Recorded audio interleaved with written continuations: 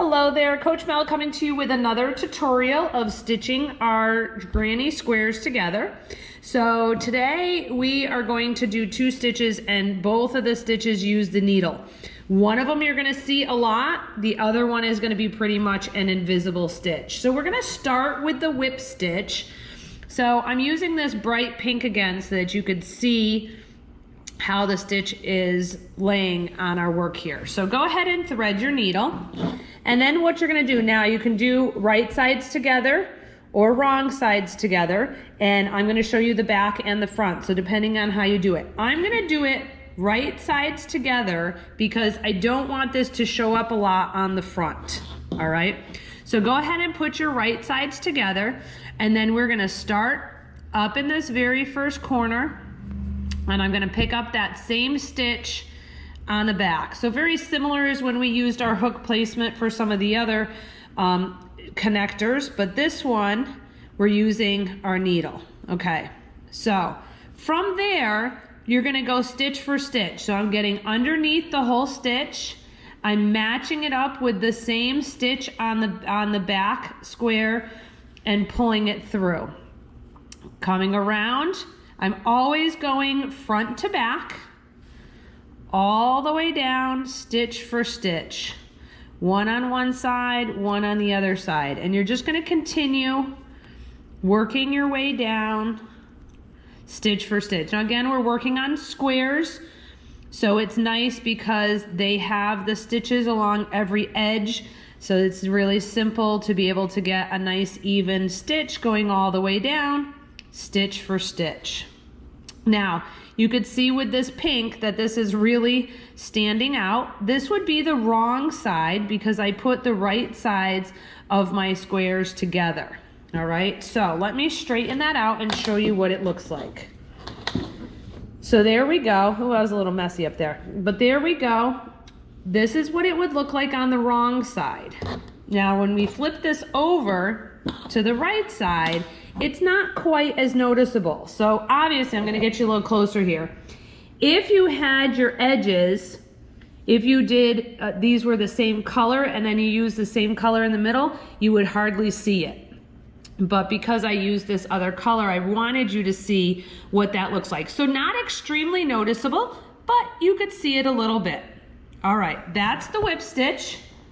All right, I'm gonna take that out and come back and we will work on the mattress stitch. All right, it is time to work on the mattress stitch. Now the mattress stitch is pretty invisible, actually. Well, on one side, you're gonna see. But what we're gonna do is we're gonna start with our squares and we are going to put wrong sides together this time. So on the whip stitch, we did right sides together. This time we're gonna do wrong sides together.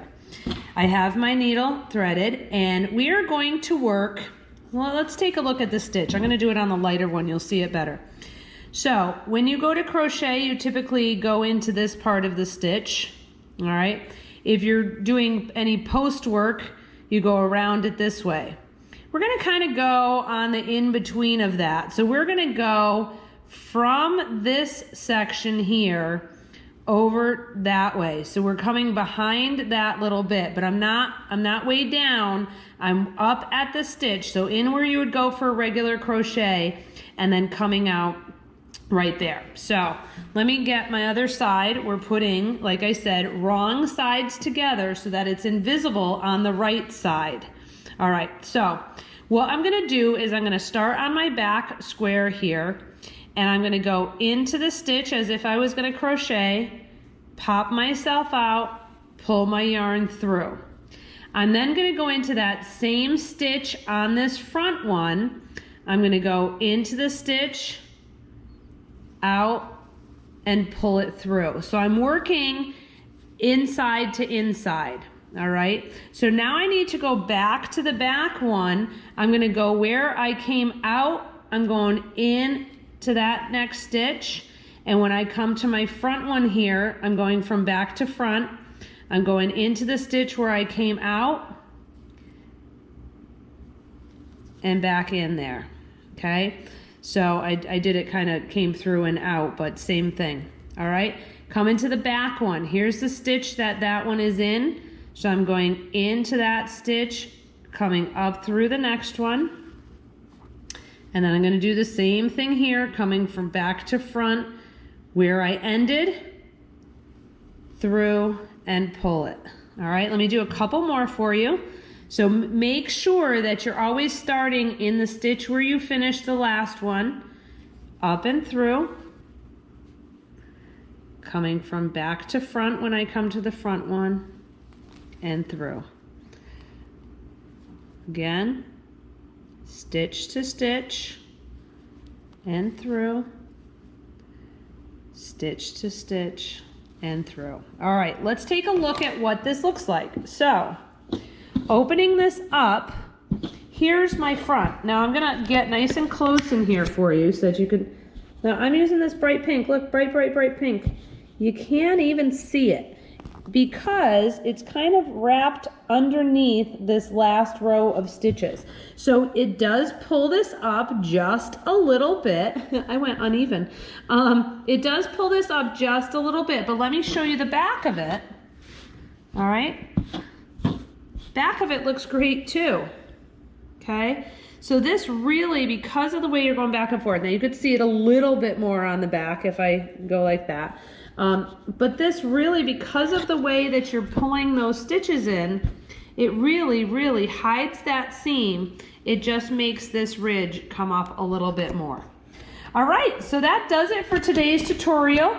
We did the whip stitch. So the whip stitch, like I said, if these were the same color and I was using the same color yarn, you wouldn't see it very much. These being different colors, I could pick either of those yarns and you're not going to see it because you can't even see that pink in there, and this is called the mattress stitch. So I hope you find these helpful and would love to see the next project you're working on. All right, take care everyone.